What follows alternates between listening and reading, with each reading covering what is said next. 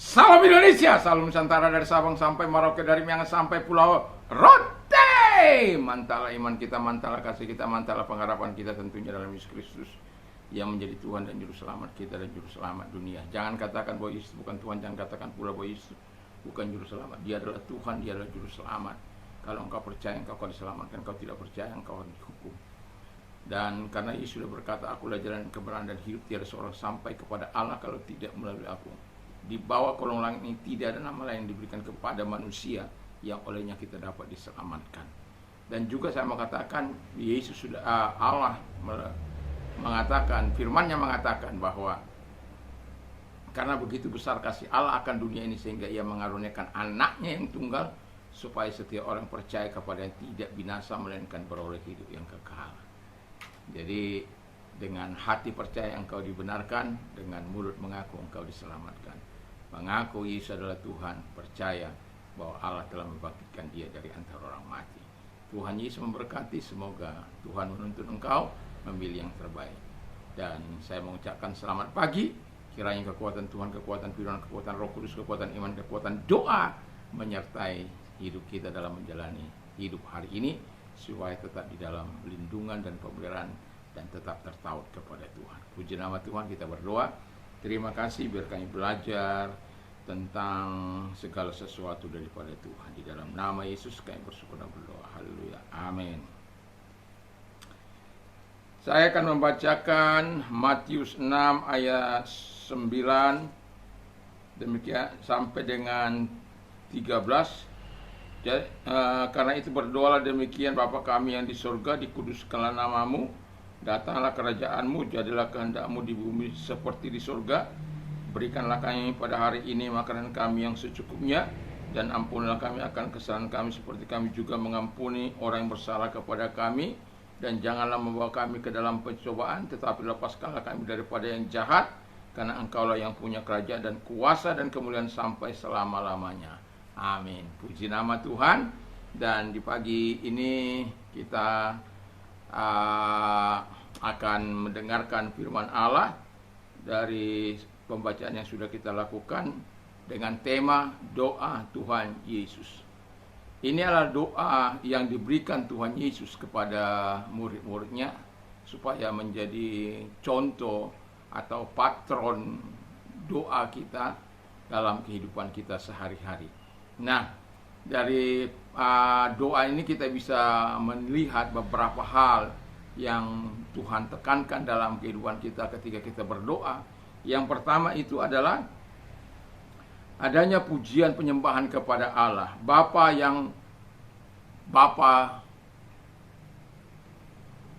kami yang di surga, dikuduskanlah namamu.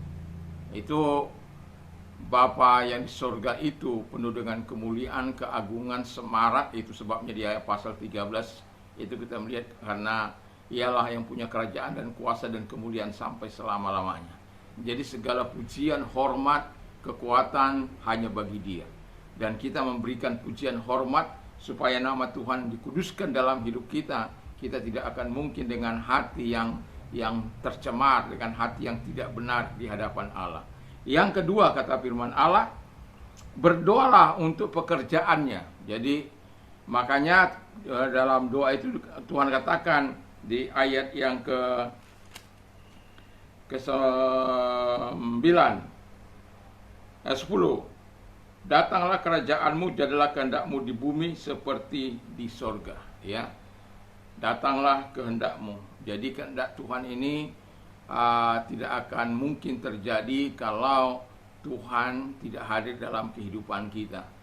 Dan saya nanti sore akan membawakan secara khusus bagaimana kerajaan, datanglah kerajaanmu. Itu sesuatu yang sangat istimewa. Jadi dikatakan di sana dengan jelas bahwa ketika kita berdoa untuk pekerjaannya, tentu kita tahu bahwa pekerjaan itu untuk keselamatan orang-orang berdosa, keselamatan orang-orang yang belum mengenal Yesus, dan juga berdoa ya kepada orang-orang yang belum diselamatkan, berdoa kepada orang-orang jahat, berdoa kepada semua suku, kaum, dan bangsa di negeri ini ataupun di bangsa-bangsa. Karena Temanya adalah datanglah kerajaanmu, jadilah kehendakmu di bumi seperti di sorga. Jadi di bumi ini maunya itu terjadi seperti yang di sorga. Di sorga nggak ada keributan, nggak ada kekacauan, nggak ada pencurian, nggak ada pembunuhan, nggak ada kasus-kasus penipuan, korupsi, nggak ada koruptor hidup di situ. Yang hidup di situ adalah orang-orang benar, orang-orang yang dekat seperti Henokh ya dengan Allah, seperti Abraham, Ishak dan Yakub ya, dan kita tahu itu.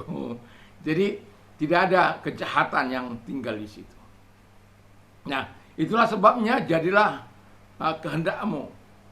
Nah, itu untuk menjadikan kehendak Allah itu seperti di sorga, di bumi ini seperti di sorga, itu bukanlah sesuatu yang main-main. Karena apa? Ada perjuangan si setan itu untuk menggagalkan apa yang kita minta kepada Tuhan. Ada perjuangan si jahat itu, ada perjuangannya untuk menggerakkan seluruh potensi yang dia miliki, seluruh kekuatan yang dia miliki, agar jangan terjadi keselamatan bagi orang-orang yang didoakan orang-orang percaya. Karena ini diajarkan oleh Yesus kepada kita untuk kita berdoa. Nah, kemudian yang ketiga kata firman Allah, berdoa untuk kebutuhan sehari-hari kita. Jadi ya makan, minum, papan, sandang dan lain sebagainya itu perlu kita doakan. Tapi juga kita perlu berdoa untuk di mana untuk perlindungan, untuk kesehatan kita dan berbagai macam lainnya tentang kebutuhan-kebutuhan sehari-hari kita di dalam kehidupan ini. Karena ada banyak orang-orang meninggalkan Tuhan karena kebutuhan sehari-harinya nggak terjawab, kan begitu.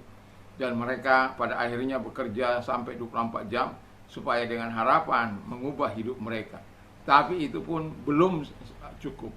Karena tidak ada lagi waktu kesempatan untuk datang beribadah kepada Tuhan. Dan pada akhirnya kita tahu, dan banyak orang yang kalau telah meninggalkan atau mengutamakan pekerjaannya, pada umumnya akan meninggalkan Tuhan. Karena apa?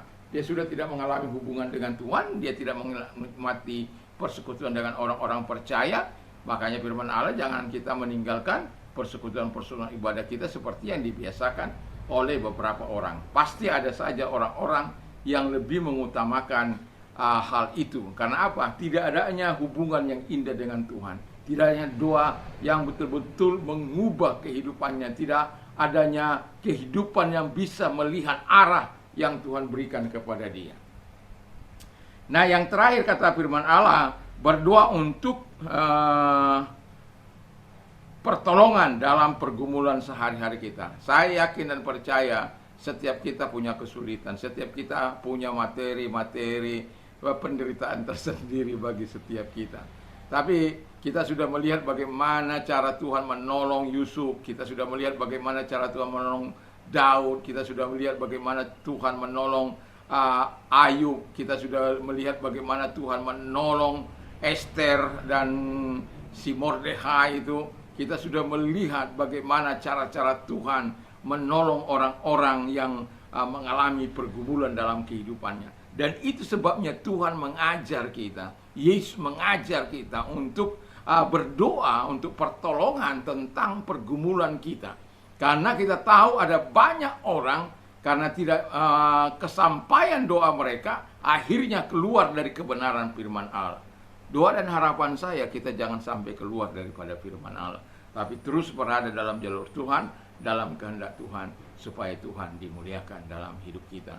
Mari kita mencontoh doa Yesus supaya kita dapat lakukan dalam kehidupan kita sehari-hari. Tuhan Yesus memberkati. Mari kita tunduk kepala, kita berdoa. Terima kasih Bapa di surga, biarlah kiranya Engkau menuntun kami untuk kami bisa mengikuti pola Kristus ketika kami berdoa. Terima kasih. Kalau engkau sakit, saya mau berdoa bagimu. Dalam nama Tuhan Yesus, segala sakit, penyakit yang mereka derita, aku perintahkan keluar. Dan oleh bilur daripada Tuhan Yesus, engkau sembuh oleh kuasanya, engkau sembuh oleh kuasanya, engkau sembuh. Di dalam nama Tuhan Yesus. Kalau engkau mengalami kesusahan, ingatlah ada banyak orang-orang yang sudah mengalami penderitaan di muka bumi ini. Tapi ketika engkau membaca firman Allah, engkau akan melihat bagaimana cara orang-orang dikeluarkan oleh Allah dari segala kesulitan mereka. Selalu ada jalan keluar yang Tuhan sediakan. Itu sebabnya datang kepada Tuhan, percaya pada firman Allah, percaya pada pemeliharaan Allah. Sebab Dia yang punya kuasa, kekuatan, dan kemuliaan sampai selama-lamanya. Dia yang punya kuasa itu akan hadir kepada menjamah engkau saat pagi hari ini. Mari kita berdoa. Terima kasih Tuhan, biarlah kiranya Engkau Allah yang besar, Allah yang dahsyat, yang akan menyatakan pertolongan-Mu bagi mereka, kuasa-Mu nyata bagi mereka, pertolongan-Mu nyata bagi mereka, mengeluarkan mereka dari segala kesulitan mereka. Terima kasih, kami bersyukur dalam nama Yesus. Haleluya. Amin. Selamat pagi, kiranya Tuhan Yesus memberkati kita. Mantap, mantap, mantap.